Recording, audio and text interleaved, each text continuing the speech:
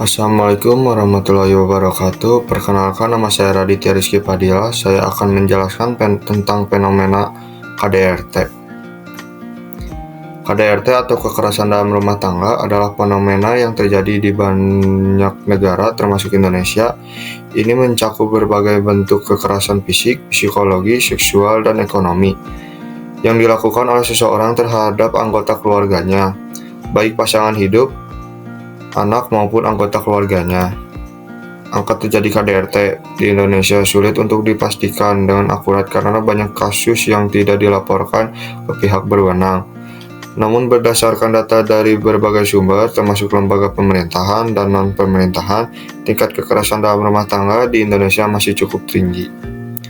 Misalnya, menurut Laporan Nasional Survei Sosial Ekonomi Nasional atau Sunsenas tahun 2018, sekitar 31,2% perempuan berusia 15-64 tahun pernah mengalami kekerasan fisik, seksual, atau emosional dari pasangan, suami, atau mantan pasangan suami. Angka ini dapat memberikan gambaran bahwa KDRT masih merupakan masalah serius di Indonesia. Detik News, Rabu 6 Maret 2024. Anak di Lembang polisikan ayah kandungnya karena KDRT selama belasan tahun. Detik Jatim, Sabtu 9 Maret 2024. Rintihan pilu istri di Jember, dianiaya dan disekap suami dalam kandang sapi. Detik Sumut, Senin 11 Maret 2024. Tega suami aniaya istri hingga babak belur hanya gara-gara diminta uang. Detik Jogja, Kamis 21 Maret 2024. Hajar istri pakai pisau, palu, pria Kulon Progo ditangkap. Detik Bali, Kamis 28 Maret 2024. Suami bakar istri hingga tewas di Magerai, terancam hukuman mati. Penyebab KDRT kompleks dan seringkali melibatkan faktor-faktor yang beragam, bagi dari sisi individu, hubungan maupun lingkungan. Berikut ada beberapa penyebab umum KDRT. Faktor individu: sifat agresif, rendahnya kontrol diri, riwayat pengalaman kekerasan dalam keluarga, gangguan mental atau emosional, serta menggunakan zat adiktif seperti alkohol atau obat-obatan terlarang dapat meningkatkan resiko seseorang menjadi pelaku KDRT. Faktor hubungan: konflik yang tidak selesai, ketidaksetaraan kekuasaan dalam hubungan, kurangnya keterbukaan komunikasi, setelah pengendalian atau isolasi dari pasangan dapat memperburuk resiko terjadinya KDRT. Faktor lingkungan: norma budaya yang mendukung kekerasan atau meremehkan peran perempuan, kurangnya akses terhadap layanan sosial atau pelindungan, serta ketidaksetaraan ekonomi antara pasangan juga dapat menjadikan pemicu KDRT. Faktor sosial dan struktural: ketidaksetaraan gender, stereotip gender yang merugikan, serta kurangnya kesadaran masyarakat tentang hak asasi manusia dan gender juga kontribusi terhadap terjadinya KDRT. Faktor ekonomi: ketidakstabilan ekonomi, kemiskinan, dan tekanan finansial juga dapat memicu kekerasan dalam rumah tangga. Dampak KDRT dapat sangat merusak bagi individu, keluarga, dan masyarakat secara seluruh. Berapa dampak KDRT antara lain? Dampak fisik: korban KDRT dapat mengalami cedera fisik serius seperti luka memar, patah tulang, atau trauma kepala. Dampak fisik ini tidak hanya berdampak pada kesehatan fisik, tapi juga bisa menyebabkan cacat jangka panjang atau bahkan kematian. Dampak fisiologis: KDRT dapat menyebabkan dampak psikologis yang serius, termasuk kecemasan, depresi, trauma psikologis, dan gangguan stres pasca trauma atau disingkat PTSD. Korban KDRT juga dapat mengalami rendahnya harga diri dan kehilangan rasa percaya diri.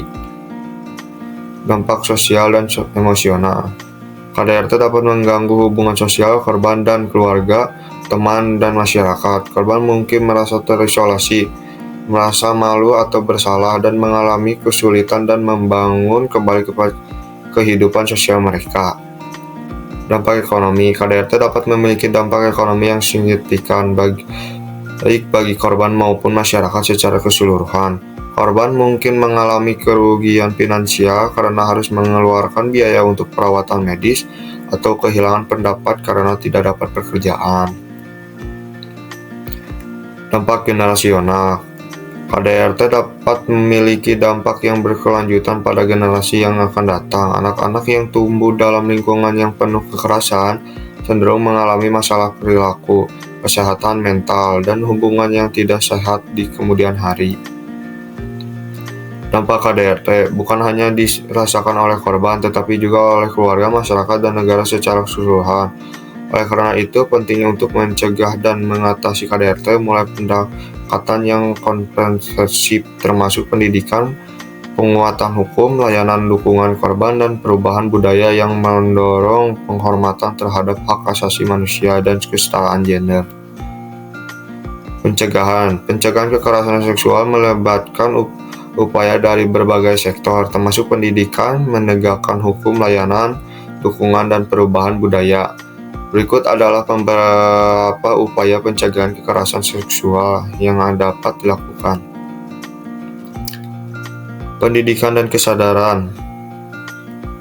Meningkatkan kesadaran masyarakat tentang pentingnya menghormati batas-batas pribadi orang lain, mengenali tanda-tanda kekerasan seksual, dan melapor kejadian kekerasan seksual.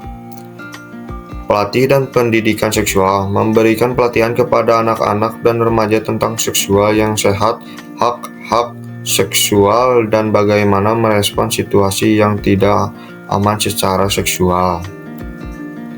Penguatan hukum, memperketat hukuman bagi pelaku kekerasan seksual serta memastikan pelindungan hukum yang cukup bagi korban, termasuk melalui pemantauan yang ketat terhadap pelaku yang telah dihukum. Layanan dukungan korban, menyediakan layanan dukungan yang memadai bagi korban kekerasan seksual, termasuk konseling, layanan medis, bantuan hukum, dan pelindungan keamanan. Perubahan budaya, mengubah norma budaya yang merendahkan perempuan dan mendukung kekerasan seksual, serta mendorong budaya yang menghormati kesetaraan gender dan hak-hak seksual. Pengawasan media dan teknologi, memantau dan mengontrol konten media dan teknologi yang dapat memperkuat stereotip negatif atau mempromosikan kekerasan seksual. Kolaborasi antara sektor, melibatkan kerjasama antara pemerintahan lembaga, swadaya, masyarakat, sektor swasta, dan masyarakat umum dalam upaya pencegahan kekerasan seksual.